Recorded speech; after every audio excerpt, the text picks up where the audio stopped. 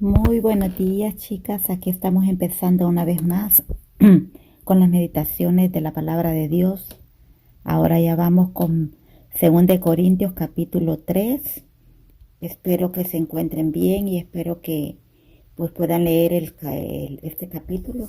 Solamente tiene 18 versículos y vamos a ver acá que el problema que se estaba dando acá era que había un grupo que se llamaban este grupo religioso de los judaizantes, y ellos creían en Cristo como su Salvador, pero ellos estaban enseñando que tenían que cumplir con todas las cosas del Antiguo Testamento. Entonces aquí Pablo ya los pone eh, en alerta a la iglesia, ¿verdad? Diciéndoles que no era así lo que ellos estaban enseñando. Ellos estaban introduciendo a la iglesia una falsa doctrina. Entonces no le podemos añadir al mensaje del Evangelio absolutamente nada, ¿verdad? Entonces debemos de saber que todo lo bueno que hagamos es por el fruto del Espíritu Santo. Y aquí vamos a ver unos contrastes entre la ley y la gracia. Pero primeramente Pablo empieza a hablarles sobre que él no necesitaba ninguna recomendación y que, como ustedes saben, siempre se necesitan cartas para recomendación cuando alguien va a cambiar de trabajo o cosas así, para recomendar a algún ministro para otra iglesia. Siempre le piden cartas de recomendación. Pero aquí Pablo les dice a los corintios que esas cartas eran ellos mismos. Les dice en el versículo 2: nuestras cartas sois vosotros, escritas en nuestros corazones, conocidas y leídas por todos los hombres. O sea, que les estaba diciendo a ellos que ellos estaban en medio de una ciudad. Estaban en una ciudad donde había una idolatría tremenda, un desorden sexual, orgías, borracheras.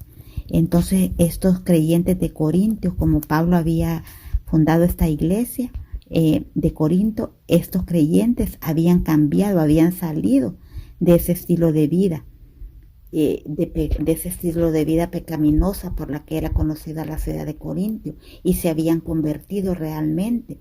Entonces ese era el milagro más grande, que Pablo les dice que las cartas de él son ellos mismos, porque de verdad esta gente había cambiado. Y entonces sí decían que pues era verdad el evangelio, que era real, porque veían a estos hermanos de Corintios que se habían alejado de ese estilo de vida pecaminoso por la cual era conocida la ciudad de Corintios. Entonces eran testimonios vivos, testimonios reales, no eran unas cartas escritas con tinta, ¿verdad? Eh, y les dice en el versículo 3: siendo manifiesto que soy carta de Cristo, expedida por nosotros, escrita no con tinta, sino con el Espíritu de Dios vivo.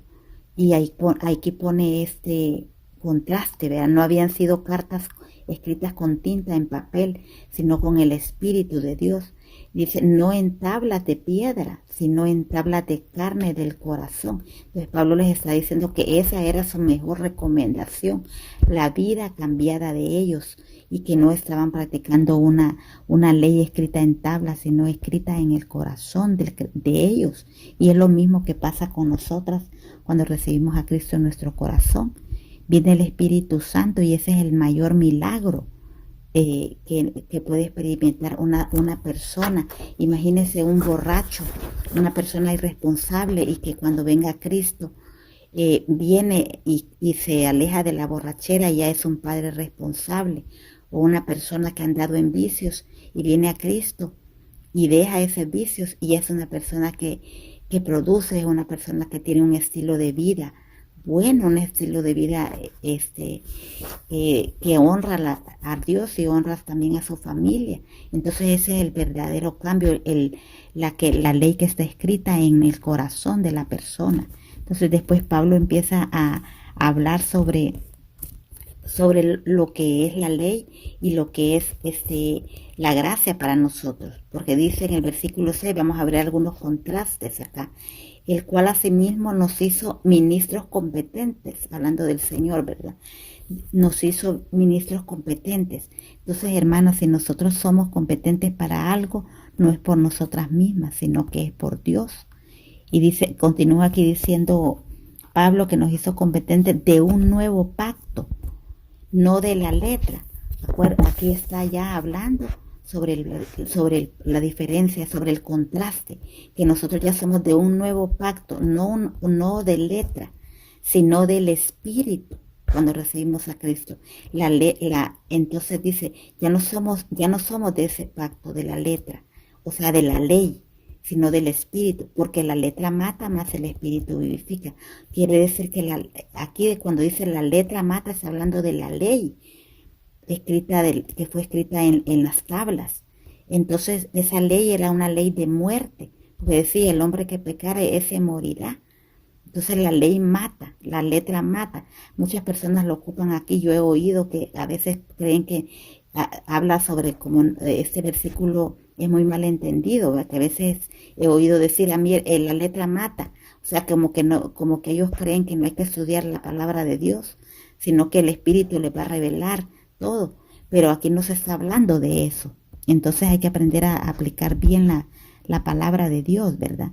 La letra mata, esto significa, está hablando de la ley, y el Espíritu es el que nos vivifica.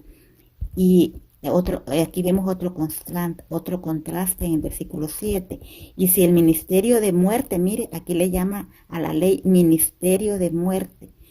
Y si el ministerio de muerte grabado con letras en piedras fue con gloria, tanto más los hijos de Israel no pudieron fijar la vista, dice, en el rostro de Moisés a causa de la gloria de su rostro, la cual había de perecer. Aquí a la ley le llama ministerio de muerte y ministerio que iba a perecer. Y aún así fue con gloria, porque claro, fue por un mensaje dado por Dios, ¿verdad? Pero era un ministerio que iba a caducar, era la ley iba a caducar, ¿verdad? Tenía un tiempo nada más. Entonces dice el versículo 9, perdón, el versículo 8, ¿cómo se hará más bien con gloria el ministerio del Espíritu? Él está poniendo más valor al ministerio del Espíritu. Porque si el ministerio, dice el versículo 9, porque si el ministerio de condenación fue con gloria, mucho más abundará en gloria el ministerio de justificación. Entonces, ¿cuál es nuestro ministerio ahora, hermana? Ya no tenemos ese ministerio de condenación, ya tenemos el ministerio de justificación, que es por medio del Espíritu Santo. Entonces somos justificadas por gracia, ¿verdad? Entonces estos son contrastes entre la ley y la gracia. Entonces el versículo 11, porque si lo que perece tuvo gloria, mucho más glorioso será lo que permanece. Entonces, ¿qué pasa acá?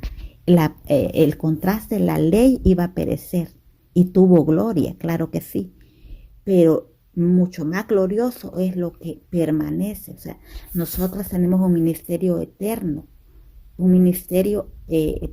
que nada nos va a separar del amor del Señor. Entonces, desde que recibimos a Cristo, lo recibimos para toda la eternidad, no como la ley, que la ley pereció, ¿verdad?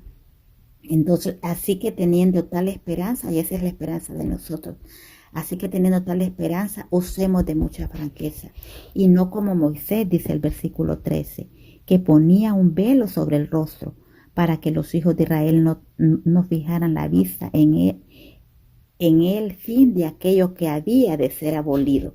Bien claro está poniendo aquí Pablo la explicación a estos judaizantes, que esto ya la ley ya iba a ser abolida, ya no aplicaba para la iglesia. Entonces, es bien importante, hermanos, saber la diferencia entre la ley y la gracia. Entonces, nosotros ahora ya tenemos el ministerio del Espíritu Santo en nuestros corazones, ¿verdad? Entonces, fíjense que todas las religiones le dicen al hombre que haga cosas. En cambio, Jesús a nosotros nos dice que no podemos hacer nada sin Él, que separados de Él no podemos hacer nada. Entonces nosotros tenemos ese ministerio del Espíritu Santo y debemos de saber que separadas de Él no podemos hacer nada. Entonces dice también que el ministerio del Espíritu Santo, no hay como lo hubo con Moisés, vea, cosas espectaculares, externas, pero sí suceden cosas espectaculares internas, cuando una vida cambia y cuando se ve el fruto de la vida de la persona, eso es más milagroso que cualquier cosa externa que se pueda observar, porque la vida de la persona, el fruto de la persona es lo más importante, ¿verdad? Entonces, que dice Filipenses 4:13, que todo lo podemos hacer por medio de Cristo, que nos fortalece, ¿verdad? Entonces, hermanas, sintámonos competentes por medio del Espíritu Santo, sintámonos que lo que tenemos es para nuestra eternidad. Y aquí este capítulo 3 termina hablando sobre los judíos, ¿verdad? Que dice que el versículo 14, pero el entendimiento de ellos se embotó, porque hasta el día de hoy, cuando leen el antiguo pacto, cuando se reúnen en la sinagoga, ¿verdad?, les queda el mismo velo no descubierto, el cual por Cristo es quitado. Nosotras, hermanas, ya no tenemos ese velo. Entonces, y aún dice, hablando del versículo 15, aún hasta el día de hoy, cuando se lee Moisés, el velo, cuando se lea Moisés, cuando ellos se reúnen en sus sinagogas, cuando se lea Moisés, el velo está puesto sobre el corazón de ellos. Pero cuando se conviertan al Señor, el velo se quitará. Porque el Señor es el Espíritu, y donde está el Espíritu del Señor, ahí hay libertad. Entonces, esa palabra que hay libertad, hermanas, significa que hay entendimiento. Muchas personas también lo ocupan como para hacer muchas cosas que no se deben de hacer en un culto, ¿verdad? Porque dicen que hay libertad en el Espíritu, pero no, aquí está hablando de que cuando está el Espíritu, nosotros ya somos libres de la ley, ya tenemos ese entendimiento de la ley. Y sabemos, hermanas, que también en la gran tribulación muchos judíos se van a salvar, porque ahí se van a dar cuenta. El velo le va a ser quitado y se van a dar cuenta. Y para ellos va a ser muy entendible y muy aplicable leer de nuevo el Antiguo Testamento y toda la Escritura. Entonces el versículo 18 termina: por tanto, todos nosotros, mirando a cara descubierta, como en un espejo de gloria, la gloria del Señor, somos transformados de gloria en gloria en la misma imagen, como por el Espíritu del Señor. Hermanas, nosotras debemos de estar siendo transformadas cada día y no rendirnos, ¿verdad? No de dar ese fruto del Espíritu, ese fruto que de verdad es milagroso, hermanas, ver cuando una persona cambia, cuando una persona pasa de un pecado a una vida santa, cuando pasa de una vida de pecaminosidad a una vida de santidad, y ese es un verdadero milagro, hermanas. Así que las animo a que este día pues podamos crecer y ser transformadas, y crecer en el entendimiento de la palabra del Señor, y que el Señor nos fortalezca. Así que permítame terminar con una oración. Amantísimo Padre Celestial, te damos la gracia por esta mañana, y gracias, Señor, porque hemos sido libertadas de la ley, Señor, que era para muerte, y en cambio hemos recibido la ley del Espíritu Santo, que es para vivir una vida no separada de ti, Señor, para vivir siempre en tu presencia, Padre. Ayúdanos a ser competentes, a saber que somos competentes por medio de ti, Señor, porque tú que eres el que nos capacita, Señor.